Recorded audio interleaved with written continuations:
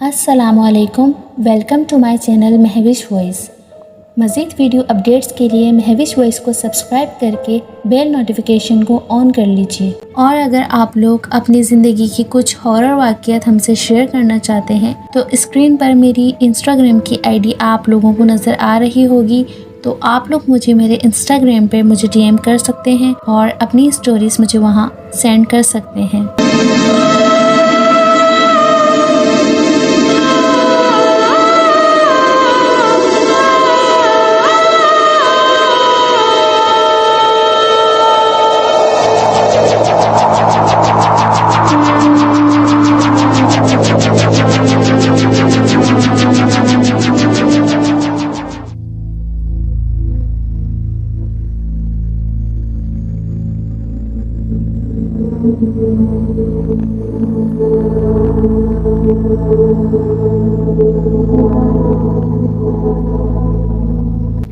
खौफ के लिबादे में लिपटी हुई खौफनाक, हैरतनाक और जिस्म के रोंगटे खड़े करती एक खौफनाक कहानी। आसमान पर सिया बादलों ने अपना घेराव तंग कर लिया था। अनकरीब तूफानी बारिश हो सकती थी। इस इम्कान के पेश नज़र वो उस रास्ते पर आ निकला था जो उसके घर के ज़्यादा करीब था। वो जल्द अज जल्द घर पहुंच जाना चाहता था, मगर एकदम शुरू होने वाली मूसलाधार बारिश ने उसकी कोशिश हसरत में बदल दी। उसने दोनों हाथों से अपना सर ढांप लिया और इस तूफानी बारिश से बचने की खातिर वो एक घने दरख्त की जानिब लपका। मगर जैसे ही वो उस घने दरख्त की चारों तरफ फैली हुई शाखों के नीचे आया, किसी चीज से पांव टकराने की वजह से वो मुंह के बल जमीन पर आ गिरा। बारिश का कीचड़ ज़दा पानी जैसे ही उसके मुंह और नथनों में दाखिल हुआ तो वो तड़प कर बिलबिला उठा और बेसाख्ता खुद को संभालता हुआ उठ बैठा। उसे उस शे पर शदीद गुस्सा आया जिसकी वजह से वो बुरी तरह ठोकर खाकर गिरा था। उसने फौरन गुस्से से देखा तो एकदम उसकी सांस रुक सी गई। उसकी आंखें खौफ और दहशत से फटी की फटी रह गईं। वो हैरत से आंखें फाड़े उस सरकटी लाश को देख रहा था जिस पर जगह जगह गोश्त के लोथड़े लटक रहे थे जो इर्द गिर्द फैले बारिश के पानी को तेजी से सुर्ख कर रहे थे। शायद कुछ देर पहले ही किसी ने उस सरकटी लाश को वहां फेंका था। उसके औसान जैसे ही बहाल हुए उसने सर पर दौड़ लगा दी। उस वक्त खौफ का इस कदर गलबा था उस पर कि उसे अब बारिश की भी परवाह नहीं थी। वो सरपट भागता हुआ घर पहुंचा। दाखिली दरवाजे के पास पहुंचते ही उसके हवास जवाब दे गए और वो वहीं गिरकर बेहोश हो गया। सुबह का उजाला हर तरफ फैल चुका था। वो सरकटी लाश बदस्तूर वहीं पड़ी थी। गांव के कई लोग उस लाश के इर्द गिर्द दायरे की शक्ल में जमा थे। गांव के मुंशी रब नवाज के बेटे की निशानदही पर लोग उस जानिब आए थे, जबकि वो बेचारा लड़का उस लाश को देखकर इस कदर खौफजदा हुआ था कि बुखार की वजह से बिस्तर पर निढाल पड़ा था। लाश सरकटी होने के बावजूद लोगों ने शनाख्त कर ली थी। वो लाश उस गांव के नामी ग्रामी आमिल की थी। लाश का सर अभी तलाश किया जा रहा था। चंद घंटों बाद उस आमिल का सर भी तलाश कर लिया गया जिसे गहरी खाई में फेंका गया था। पूरा गांव शशोपंच में मुब्तला था। हर शख्स के दिमाग में ये सवाल कलबला रहा था कि आखिर किस शख्स ने उस आमिल को इस कदर बेदर्दी से मारा था। बज़ाहिर यूं रंजिश थी कि जिसकी बिना पर उस आमिल को इस कदर बेरहमी से ज़िबा करने के बाद उसका सर तन से जुदा कर दिया गया था। फिर उसके जिस्म पर चाकू के पे दर पे वार करके अपने शदीद गम गुस्से का इजहार किया था। वो आमिल चंद साल पहले ही उस गांव में आकर रिहाइश पजीर हुआ था। उसका नाम चंगेज़ था। नाम सुनते ही किसी सख्त गिर और अड़ियल मिजाज शख्स का सरापा जहन में उभरता है और जो अपनी शोलाबार, दहशतनाक और भयानक निगाहों से अपने सामने खड़े शख्स पर लर्जा तारी कर दे। आमिल चंगेज़ बिल्कुल उसी सरापे की अक्कासी करता था।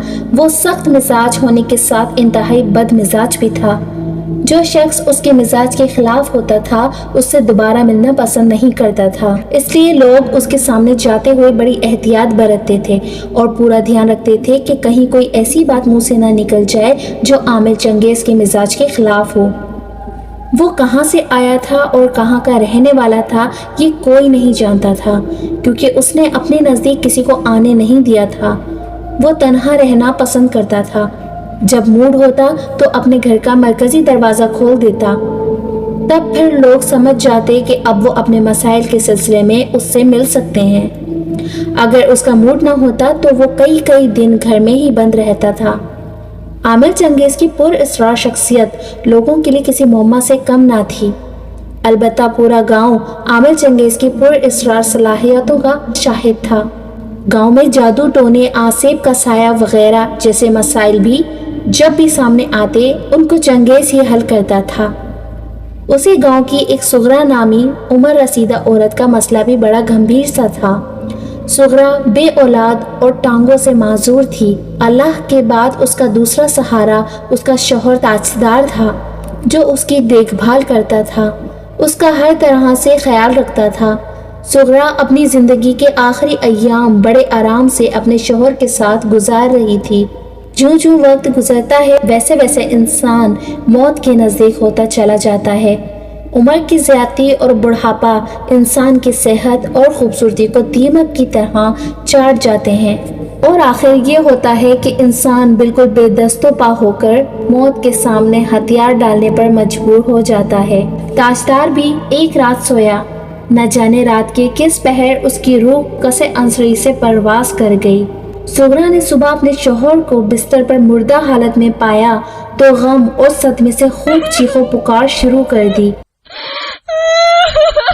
شوہر کے علاوہ کوئی اور اس کا قریبی رشتہ دار بھی نہیں تھا، سوائے اپنے شوہر کی چچا زاد بہن زرینہ کے، جو برسوں سے اس دن کا انتظار کر رہی تھی۔ تاجدار کی موت کے بعد اس کی دلی حسرت تھی کہ سغرا کا وجود بھی اس دنیا سے اٹھ جائے اور پھر وہ ان دونوں میاں بیوی کے مکان اور زمینوں پر اپنا قبضہ جما لے۔ اسی لالچ میں اس نے سغرا پر عامر چنگیز کے ذریعے سفلی علم کروا دیا، مگر قدرت سغرا کا بھلا چاہتی تھی۔ وہ مغرب کے وقت اپنے شوہر تاجدار کی قبر کے پاس بیٹھی رو رہی تھی کہ ایک نادیدہ طاقت نے سغرا کے وجود پر اپنا تسلط قائم کر لیا۔ وہ معذور بڑھیا جو اپنے قدموں پر چل نہیں سکتی تھی فوراً اٹھ کر کھڑی ہو گئی۔ اس کے پاس موجود گاؤں کا ایک شخص جو اسے قبرستان لایا تھا یہ صورتحال دیکھ کر خوفزدہ ہو گیا اور وہاں سے فوراً بھاگ گیا۔ سغرا اپنے گھر اپنے قدموں پر چل کر پہنچی اور اپنے سارے کام یوں کرنے لگی جیسے وہ کوئی جوان اور صحت مند عورت ہو۔ تمام گاؤں میں سغرا کے متعلق عجیب و غریب پر اسرار باتیں پھیلنے لگیں، کیونکہ سغرا کے وجود میں داخل ہونے والی نادیدہ ہستی لوگوں سے سغرا کی زبان سے بھی باتیں کرتی تھی۔ اس کا کہنا تھا کہ اسے اس قبرستان سے گزرتے ہوئے اس معذور بڑھیا پر رحم آ گیا تھا، اس لیے جب تک یہ بڑھیا زندہ رہے گی وہ اس کے اندر رہ کر اس کی خدمت کرتی رہے گی۔ سغرا پر کروایا گیا عامر چنگیز کا سفلی علم دھرا کا دھرا رہ گیا تھا، کیونکہ سغرا کے وجود پر قابض وہ نادیدہ ہستی کسی بھی شیطانی چیز کو سغرا کے نزدیک نہیں آنے دیتی تھی۔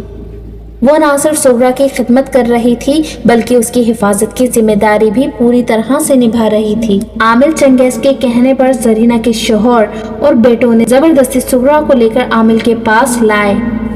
عامر چنگیز نے بڑے بے رحمانہ طریقے سے اس ہوائی چیز کو اذیت دے کر سغرا کے جسم سے نکالا۔ عامر چنگیز کا یہ بڑا صفاقانہ طریقہ تھا۔ وہ اپنے عملیات سے ان ہوائی چیزوں کو اس قدر تکلیف اور اذیت دیتا تھا کہ وہ پلٹ کر کبھی انسان کے پاس نہیں آتی تھی۔ جیسے ہی وہ ہوائی چیز سغرا کے وجود سے جدا ہوئی، ٹھیک اسی رات سغرا کی موت واقع ہو گئی۔ سغرا کی موت بھی تاجدار کی موت کی طرح انتہائی پر اسرار تھی۔ سغرا کی موت کے بعد زرینہ اپنے شوہر اور بیٹوں کے ساتھ اس کی جائیداد پر قابض ہو گئی تھی۔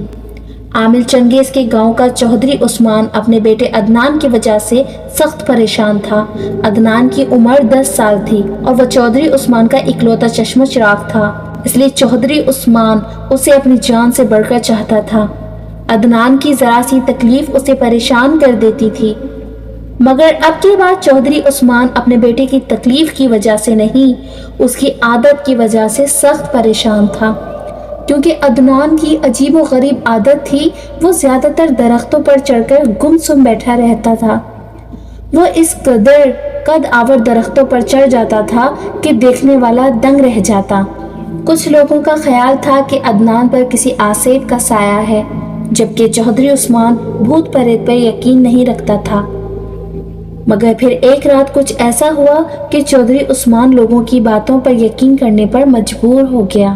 اس روز چودھری عثمان اپنی بیوی اور بیٹے کے ہمراہ اپنی بہن سے ملنے دوسرے گاؤں گیا تھا۔ اس کی بہن نے اپنے بیٹے کی 6ٹھی سالگرہ کے موقع پر چھوٹی سی تقریب کا اہتمام کیا تھا، جس میں نزدیکی رشتہ داروں کو مدعو کیا تھا۔ چودھری عثمان کم ہی اپنی بہن کے گھر جاتا تھا، اس لیے بہن نے اصرار کرتے ہوئے اس رات چودھری عثمان اور اس کی بیوی بچے کو روک لیا۔ آدھی رات بیت چکی تھی۔ چودھری عثمان کافی دیر جاگتا رہا۔ رات کے کسی پہر اس کی آنکھ لگی۔ اسے کچھ خبر نہیں ہوئی، مگر جب اس کی آنکھ کھلی تو اس نے سب سے پہلے اپنے پاس سوئے ہوئے عدنان کے وجود کو ٹٹولا۔ وہ اکثر رات کو اٹھ کر یوں ہی عدنان کو دیکھتا تھا، کیونکہ عدنان کئی بار رات کے وقت بھی درختوں پر چڑھنے نکل جاتا تھا۔ اس وقت بھی عدنان کو بستر پر نہ پا کر وہ چونک گیا۔ اس نے فوراً اٹھ کر کمرے کی لائٹ جلائی اور داخلی دروازے سے باہر نکل گیا۔ اس کا رخ حویلی کے باغ کی طرف تھا۔ وہ جانتا تھا عدنان یقیناً وہاں موجود ہوگا۔ باغ میں مختلف اقسام کے قد آور درخت موجود تھے۔ وہ ایک ایک کر کے سب درختوں کا جائزہ لے کر آگے بڑھ رہا تھا، اور اس کام میں اسے کسی قسم کی دقت کا سامنا نہیں ہو رہا تھا، کیونکہ 14ویں رات کی چاند نے ہر چیز کو روشن کر دیا تھا۔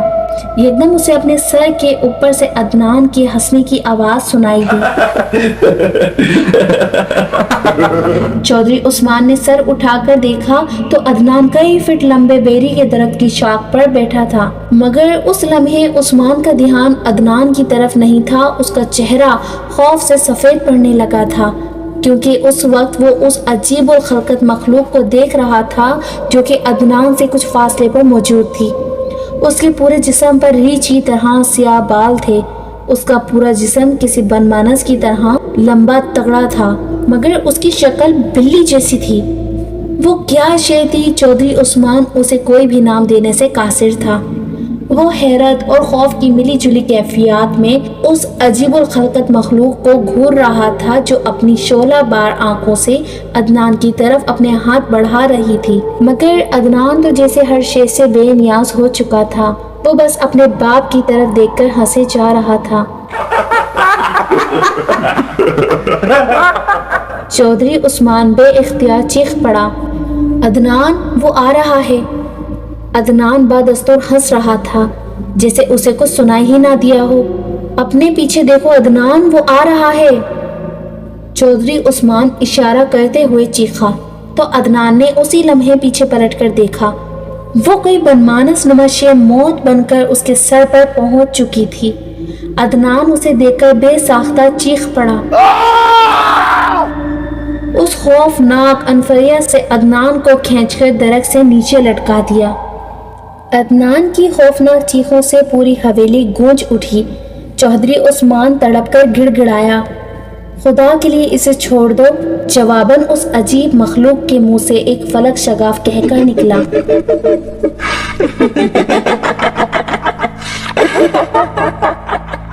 اور اس نے عدنان کو درخت سے نیچے پھینک دیا۔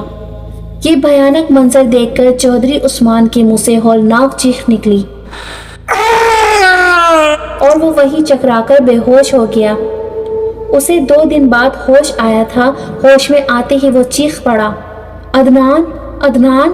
کمرے میں عثمان کی بیوی سمیت دیگر رشتہ دار بھی موجود تھے، جو اس کے ہوش میں آتے ہی اس کی طرف متوجہ ہو گئے۔ آپ ٹھیک تو ہیں؟ چودھری عثمان کی بیوی فوراً اس کی طرف بڑھی اور اس کے قریب بیٹھتے ہی بولی، اس نے میرے بیٹے کو مار ڈالا۔ چودھری عثمان پھٹی ہوئی آواز میں چیخا۔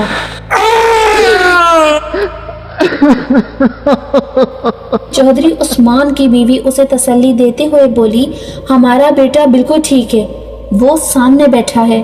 عثمان نے سامنے دیکھا تو عدنان کرسی پر بیٹھا اسے ہی دیکھ رہا تھا۔ چودھری عثمان نے فوراً اسے اپنے پاس بلایا اور 2 دن قبل والے واقعے کے متعلق دریافت کیا، مگر عدنان نے مکمل لا علمی کا اظہار کیا۔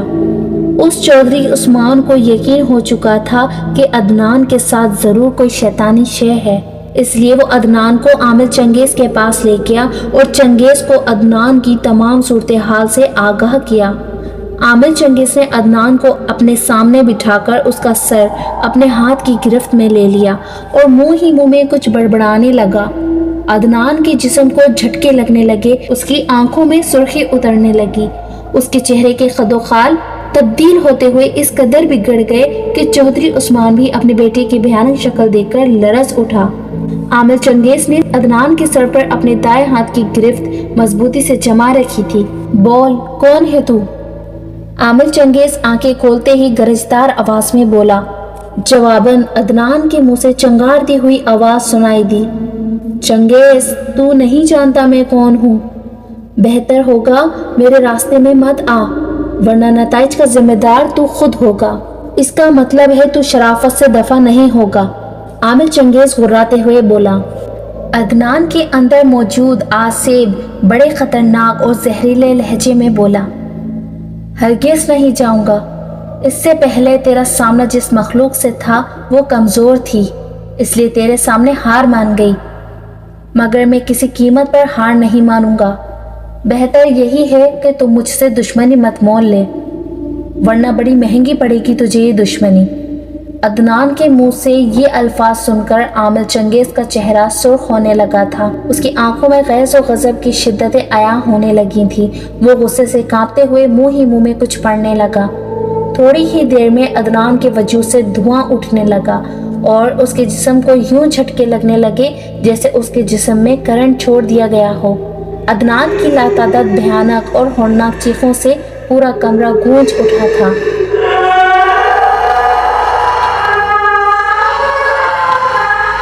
چودھری عثمان ایک طرف بیٹھا یہ منظر پھٹی پھٹی آنکھوں سے دیکھ رہا تھا۔